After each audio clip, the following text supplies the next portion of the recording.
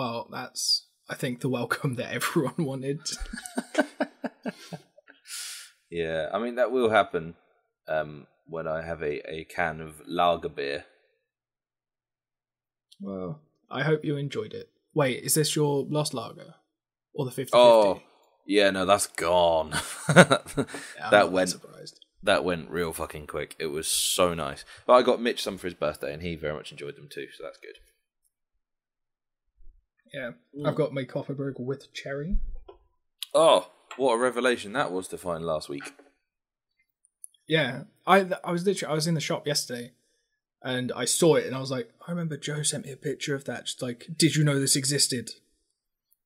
And so I bought some. I think you put... Oh no, that was yesterday, wasn't it? You texted me saying you had some, and it was filling the hole that made you feel alone. No booze is going to do that. Yeah, no, that was deliberate. I thought, the funniest thing I could do here is ignore you. I mean, I really felt that. Good.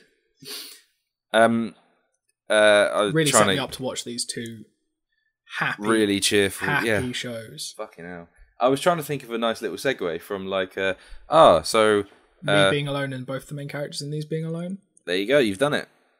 Yeah, that works. I don't have to be here for this podcast, do I? You make your own jokes. Yeah. Which one should we start with? Should we start with the saddest sad one? Which one's that one?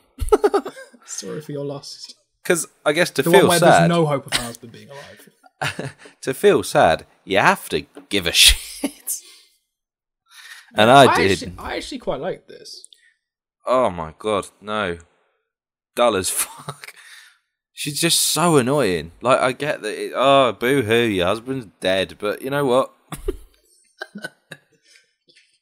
Build a bridge, get over it.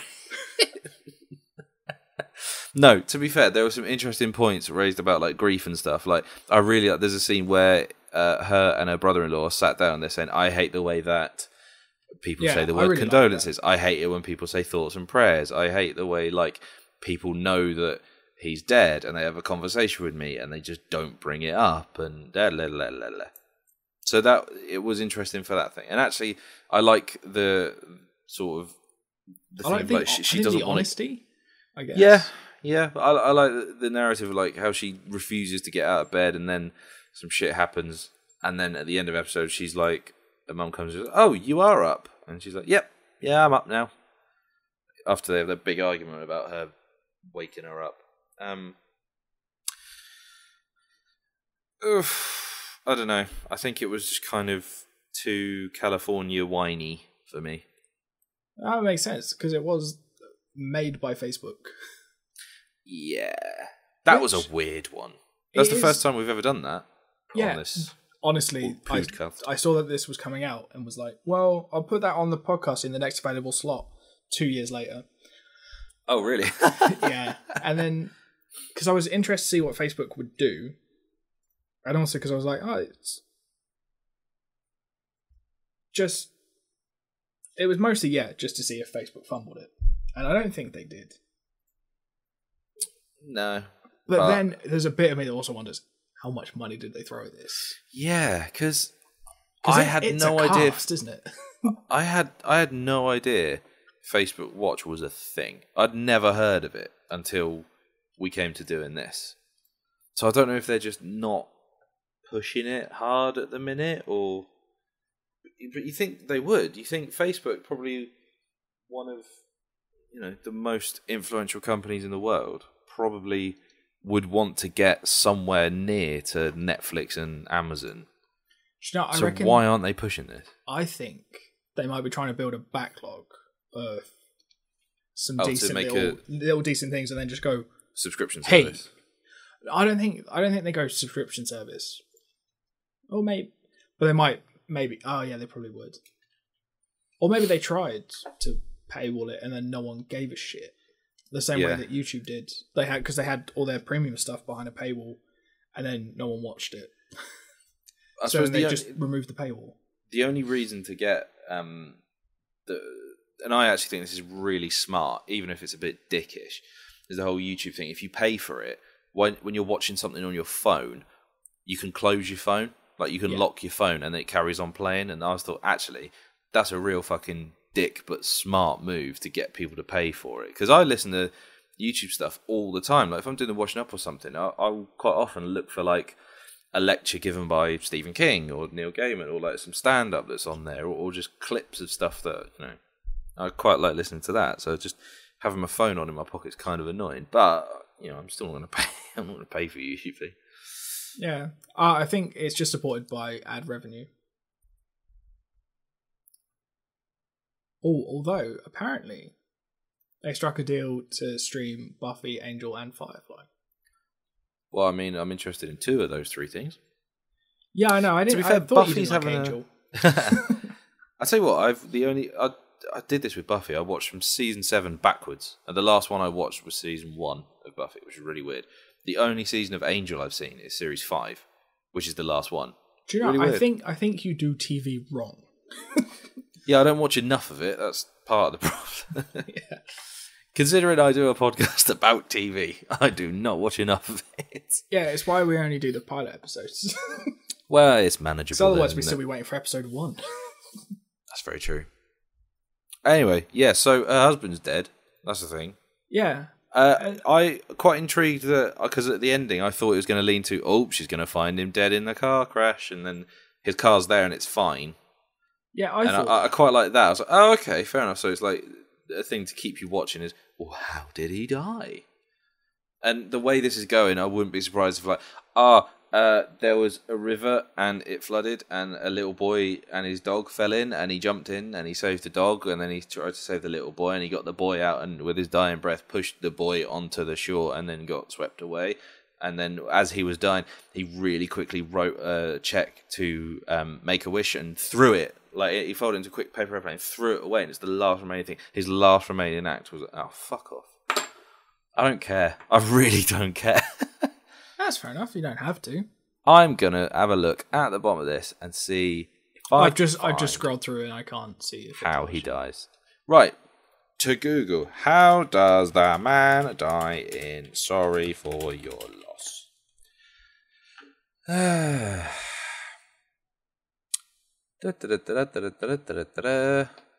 He died while hiking. Cool. That real extreme sport. Fucking going for a bit of a walk. I mean, it might kill me. Yeah, to be fair. I mean, Kelly Marie Tran's in it.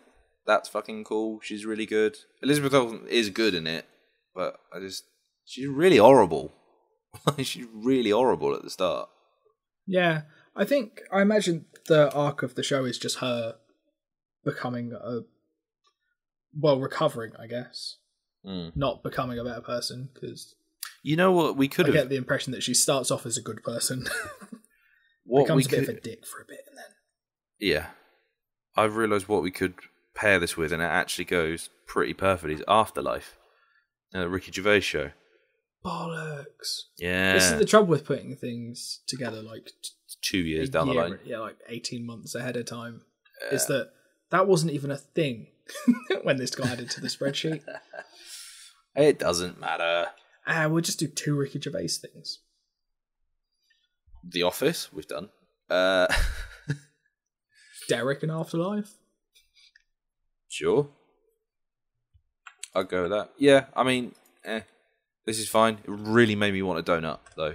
Like a proper donut. I haven't had a Krispy Kreme in like probably a year or so. Well, yeah. Are you Googling Krispy Kreme? No. I think... Well, why not? I quite liked her breakdown at the Grief Council not having...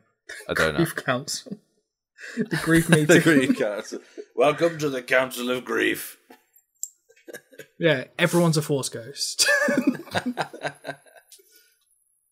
It's alright, we've seen this before. But yeah, no, I think... Because that was good, because you obviously sat there like, that's not why you're sad. But good for you for finding a way to vent. And then also don't be an asshole to his brother. Yeah. And he points out, he's like, I think I might be hurting more than you. Because you can get another husband. And I was just like, I mean, he's right, but he's right. That's not what she needed to hear right now. Yeah, I think I might watch a bit more of it just to fully experience Facebook Watch. And also because I enjoyed it. No. I'm done with this. I don't think I'll ever watch this. Any more of it. But that's cool. She's in Star Wars and she's in Avengers, so I'll just watch those. Yeah. So it's weird that Disney didn't make this. Maybe Disney behind the scenes just owned Facebook. Oh my god. I think at some point Disney bought the world. Yeah. And just haven't told anyone. There was that point they were buying like everything, weren't they? Like, hang on, didn't they acquire 20th Century Fox only like last year? Maybe. And then there was all those really tedious articles of like, oh, this means like such and such is actually a Disney princess. Oh, fuck off. Grow up, you twat. What, you mean Princess Leia? Yeah, no, that one makes sense. She's an actual princess. She is a saint. I will not have a word said against her. But the rest of them, the rest of these jokers. So you're saying that Pepper Potts is a Disney princess? No, absolutely not. You say I'm running out of Marvel female characters. Have you ever seen Gwyneth Paltrow? Yeah, no, she's cool. Have you ever seen Gwyneth Paltrow interviewed about any of the Marvel movies? It's hilarious because she doesn't realise how many of them she's in. She does not know what's going on. She didn't know she was in the new Spider-Man film, and she was there. Yeah, I thought she was in it for a bit more, but she's not. She's too busy. But that's the thing. I reckon they just get her to turn up on set one day, and they're like, "Whatever we're fucking filming, just whack her in. It's fine." Do this. Okay. But it must have been weird for the first time she got put a suit on. She was like, "So is this the sequel? Is this Iron Man 2?" They're like, yeah, sure. Although saying that, I have heard Ray Fiennes interviewed about being Voldemort, and he had no idea what was going on either. Yeah, but he knew that he got it right because every time he walked past little kids, they just burst into tears. Wait, what? When he was in full makeup, he made the kids cry. I don't know what he said to them, but he made them cry. Either that or like... He's just walking around going, magic's not real. Santa doesn't exist, and he kicks him in the nuts and walks off. Or maybe they're just crying because they're like, Voldemort's not meant to have a nose. You're ruining my immersion. Either that or Ray Fiennes has got some serious questions to answer. Why are all these kids crying around you? What have you been up to? What do you need that van for? Do you want to be in Bond? Any kids in Bond? Have we got the match for you?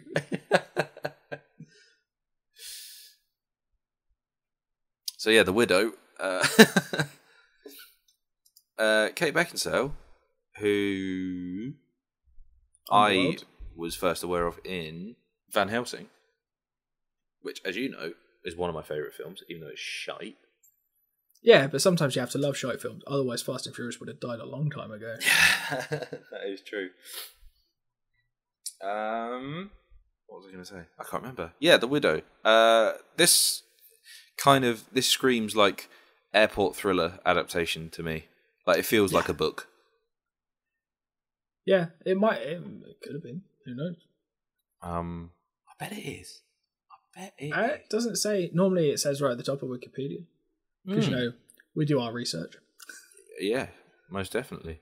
I thought this was all right, I thought it was pretty good fun. I think of the two, this is the one that I cared about less.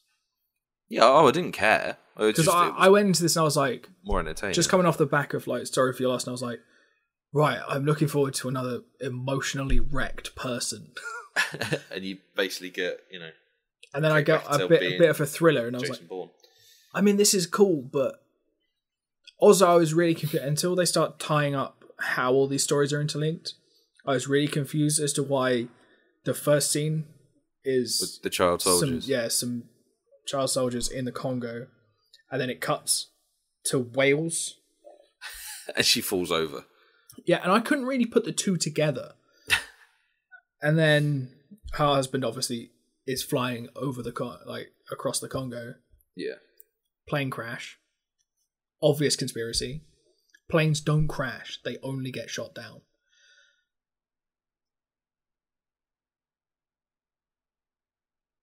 I mean, jet fuel doesn't melt steel beams. No, it doesn't. Took me a second. I was like, cool story, bro. What? Oh, yeah, 9/11. Yeah. Comedy is tragedy plus time. Not my tragedy. Jesus. But yeah, so how long did it take you to go, I bet he's not dead? Oh, from the bit where I read the synopsis of the episode. Oh. I didn't do that. If I'm sat down to watch TV, I ain't doing reading. Which is another reason I didn't like this. There were bits with subtitles and languages I don't know. I kind of feel like it does signpost quite obviously that there's something else going on. So like there's a scene where it's the scene where he's walking toward, I think for me it was the scene where he's walking towards the plane and then he just kind of fades into the background. You know, in like every trailer for a thriller you've seen where someone's disappeared, they have those like two shots where it's someone walking, they turn and look at the camera and then fade away. Yep. Yeah, it was that scene that gave it away for me. But it's literally the bit like the woman that he in the Congo has been working with, and she's chatting to someone else. He goes, "Oh, well, there was that thing that he was hiding," and she goes, "Yeah, but she's not ready to know that yet." It's like, fucking hell, that's on the nose. Yeah, I like the touch with the Audi at the end, where yeah. So I was like, I was she losing just bought interest. her own fucking car here. That's the thing is, I was losing interest. And I was like, oh, and I was seeing how much time there was left, and it was like 5 minutes. I was like, they're going to bring something really wild out to like keep people watching for the next episode. And then it was her car with the glove, which is like the callback to when she left him at the airport. I was like, that's actually made me want to know what goes on next. Like, yeah, because it's with the note. Because the thing is, you know that has to be from him. Yeah, but like, there's a saying in. Like with films and stuff, like, oh, if you have a wild ending, people will only remember that. They don't remember like the boring bits in the middle. And I kind of think this does get a bit pedestrian, a bit like problem solving. It's like, oh, here's an obstacle. We have to go to here. Let's talk to this guy. He says, here's the part of this clue. Go over here to do this. And I kind of think that was a very bad impression of French. Well, I mean, I don't speak French. Why would you? It's just louder English. But yeah, I kind of felt like sometimes that sort of treasure hunty scavenger hunt thing can get a little bit tedious when it's not done particularly well, and I didn't think it was done massively well. Like the whole like, I'll tell you he called him something. What was it, Mr.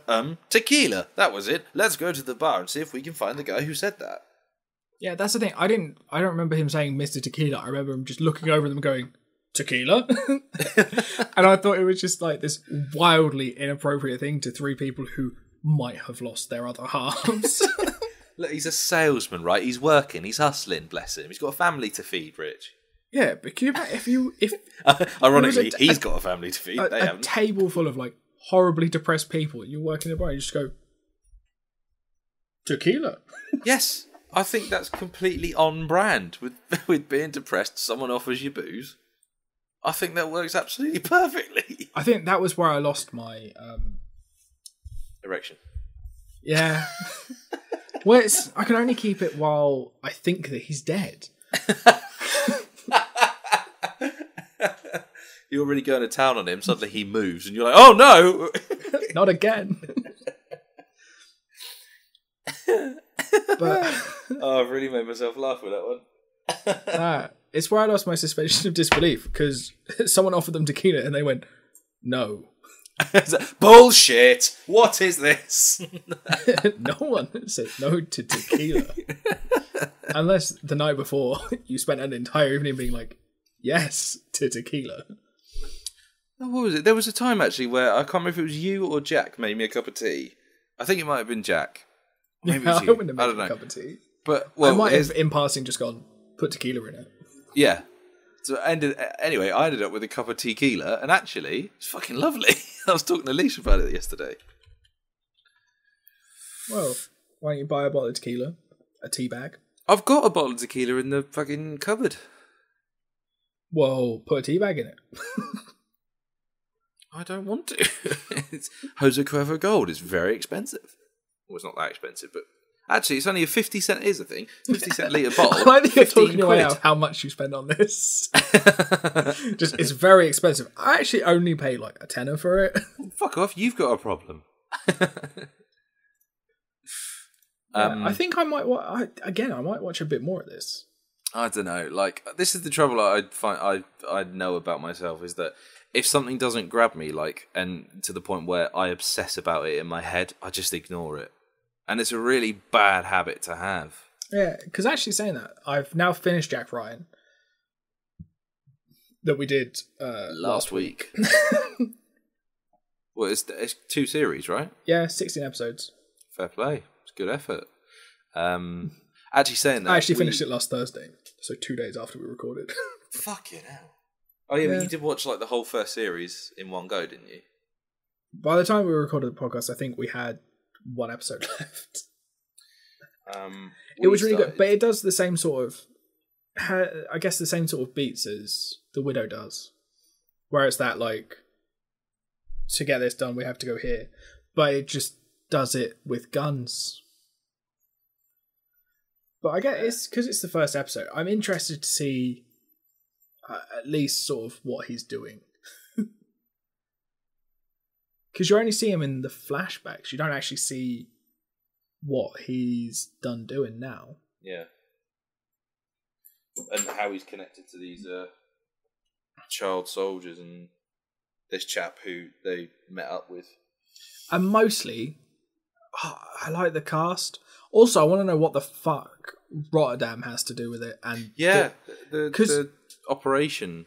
It's like right at the end of the second Rotterdam scene that you find out he's like, oh yeah, no, I lost my eyesight in an accident. And you're like, oh, was it on a plane? Mm-hmm.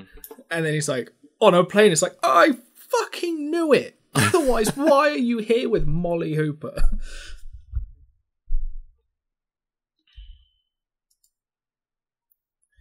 But nice.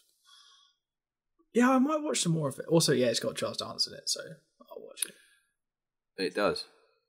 And he's very watchable, isn't he? I find he plays the same character in everything. Yeah, someone's dad, watchable. Bit of an arsehole. But not in a way that makes you hate him. True. But yeah, I thought it was fairly decent. I think I liked it more than Sorry for Your Loss. I just didn't. Sorry for Your Loss just annoyed me a little bit, which kind of feels. Did it annoy you because she had emotions? I don't want to know about women and women's emotions. God's sake. Well, that makes a lot of sense, I think. Yeah, that sounds like you. Right, what are we doing next? The Order. What's the Order and Bitten? I have no idea what either of these are about. I'm assuming it's a kind of horror-inflected week next week. They're, I think, both about werewolves. Oh, shit! Yes, please! Because I don't know if you know, but next time there's a podcast, it's nearly Halloween. This is it's so unlike us to be so far ahead with this sort of thing. It's mad. But yeah, I'm quite enjoying it. We're getting through them, and we've only got a few more, and that's this series finished. Yeah. And what's nice is it makes me feel less bad for taking time to watch the whole of a season and be like, hey, so buddy. maybe that's your challenge for Series 6. Like, in between each one, you don't just watch the pilot, you have to watch the entire series. Well, I'm going to put some very fucking short things on next year's list. It's a good job we didn't do it for the 1960s Doctor Who. Oh, yeah. That genuinely could take years to get through. Saying that, I think Gilmore Girls took us nearly a year to get all the way through. Yeah. Well, Jack started it in March and he's on season 6. Oh shit, he's nearly done then. Yeah, it's going to be a sad day.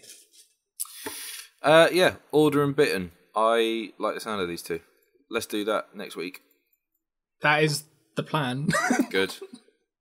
No, you fuck off. All right, fine, I will. Good. See? Now it's me at the end of this episode, you dick. Uh-oh.